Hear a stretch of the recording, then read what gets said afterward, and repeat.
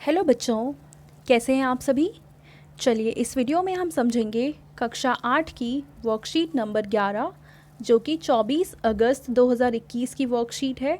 और आज जो हम विषय पढ़ने वाले हैं वो है विज्ञान, और आज का टॉपिक है सूक्ष्म जीव।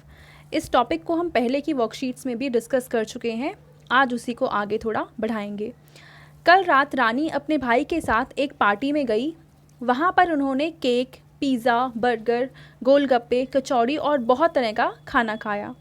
घर वापस आकर उसके भाई के पेट में बहुत तेज़ दर्द होने लगा और उसके साथ साथ उल्टी और दस्त भी होने लगे।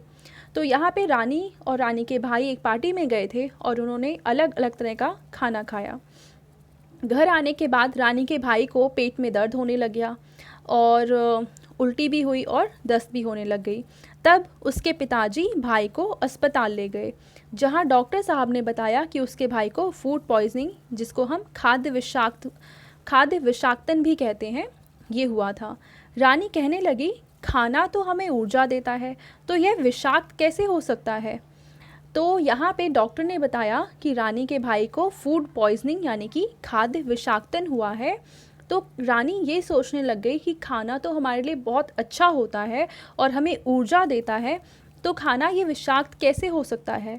तो आज हम जानेंगे कि खाद्य विषाक्तन या फूड पॉइजनिंग क्या होती है।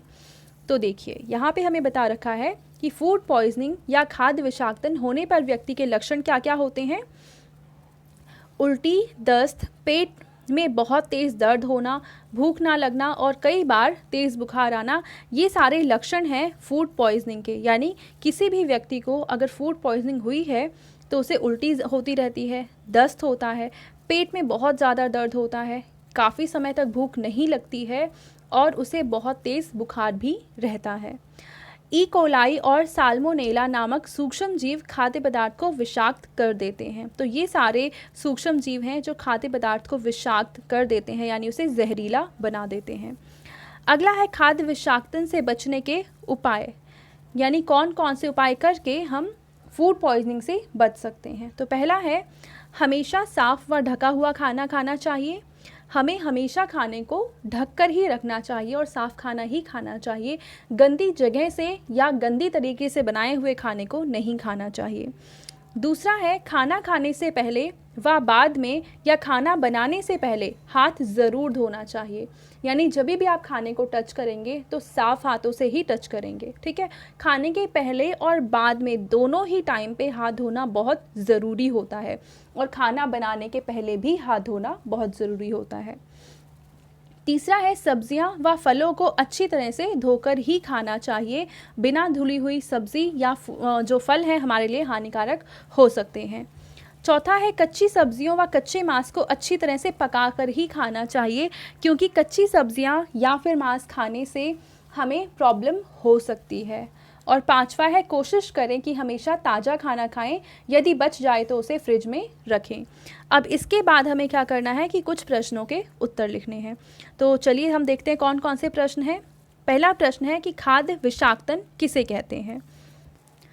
तो देखिए पहले प्रश्न का उत्तर है कि दूषित अथवा सड़ा हुआ खाना खाने से खाद्य विषाक्तन होता है। यानी अगर हम ऐसा खाना खाते हैं जो कि सड़ गया है या जिसमें सूक्ष्म जीव पैदा हो चुके हैं, और उन खाने को अगर हम खाते हैं तो हमें खाद्य विषाक्तन हो सकता है, ठीक है।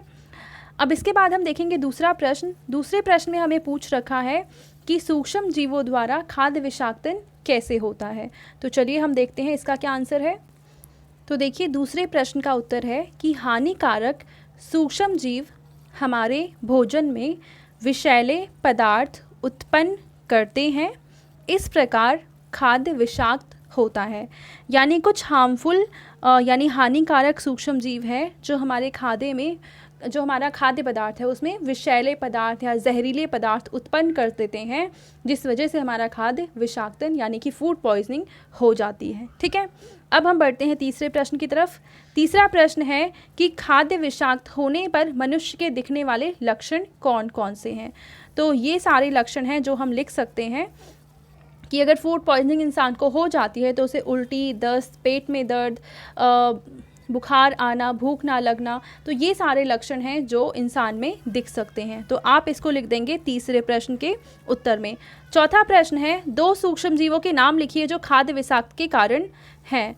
तो 2 सूक्ष्म जीव हैं, पहला ई कोलाई और दूसरा है साल्मोनेला। ये दोनों आप नाम लिख देंगे प्रश्न 4 में।